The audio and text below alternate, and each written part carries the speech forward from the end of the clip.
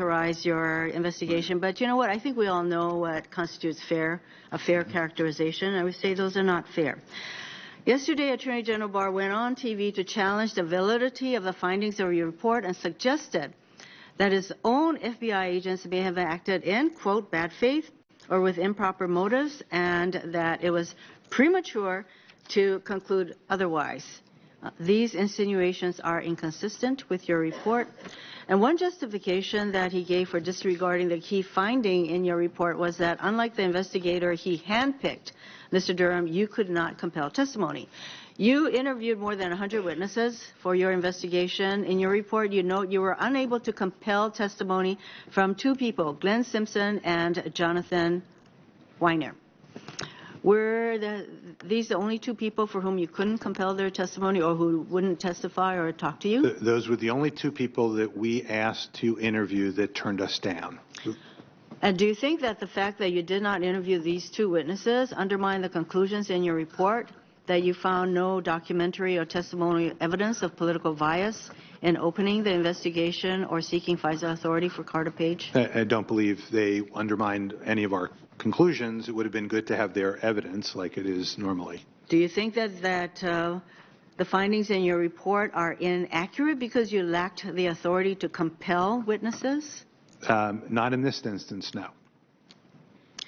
In April 2019, Attorney General Barr told Congress, quote, I think spying did occur, end quote, when talking about the FBI's investigation of the Trump campaign's ties with the Russian government in the 2016 election.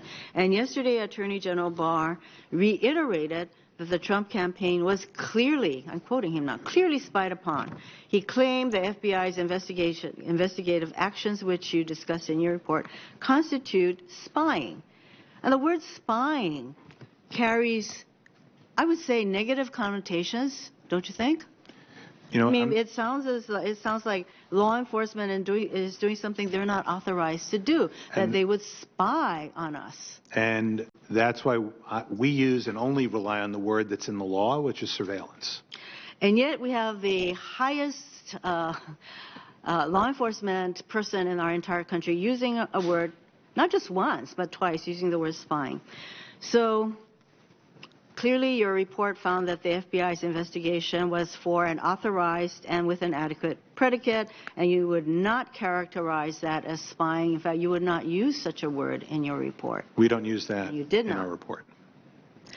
Do you think questioning the motives of your staff as possibly involving bad faith or accusing them of spying would be demoralizing to your people? Let me put this. I would not speak to my folks about them acting in that manner. Do you think that's a really great way to characterize what you all do in your professional capacity? I think that's a rhetorical question. Yeah. You know, so describing point taken, though. Law enforcement staff's investigations as intrusive and based on the thinnest of suspicions also casts aspersions on the professionalism of your people, and I think that is probably also not terribly edifying or supportive. Did the Attorney General provide you with any evidence to support his claim that the FBI agents were spying? In terms of evidence, we didn't get any evidence from the Attorney General. We did meet with Mr. Durham, had a discussion with him, but we, as I said, are standing by our conclusions. Does it bother you that you have the Attorney General using words like spying to characterize what the FBI did under an authorized process? You know, as Inspector General, I'm going to stick to what we do and what we've said and not try and guess the motives or ideas or thoughts of anyone else out there. Yeah, I don't see you jumping up and down in glee with the use of such words. Let me go on. On November 21st, Dr. Fiona Hill, the former National Security Council Senior Director for Europe and Russia, warned that Russia has, quote, geared up to repeat their interference in the 2020 election. Even as we speak, that's what Russia is doing. She also warned Congress against promoting the fictional narrative that Ukraine rather than Russia interfered in the 2016 U.S. election. These conspiracy theories, she said, clearly advance Russian interests. FBI Director Wray stated on Monday that the FBI has no information that would indicate that Ukraine tried to interfere in the 2016 presidential election. And when we talk about interfere, we're talking about the kind of systemic, government-sanctioned interference with our election process that Russia engaged in.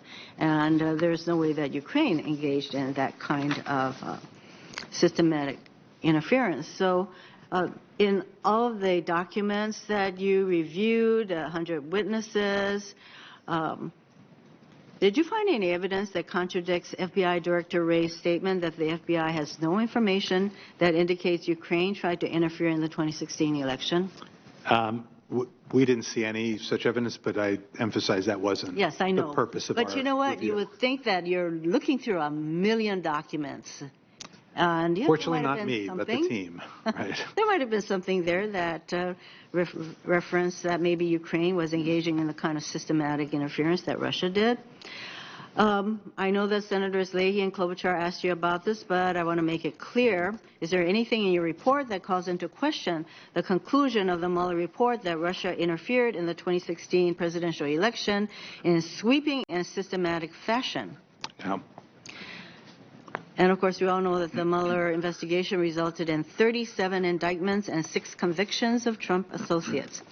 Is there anything in your report that calls into question Special Counsel Mueller's conclusion that the Trump campaign not only knew about Russia's election interference, but they encouraged it and expected to benefit electorally from it? No. I know you receive a lot of requests from Republican and Democratic members of Congress to do certain investigations, and I've been among those.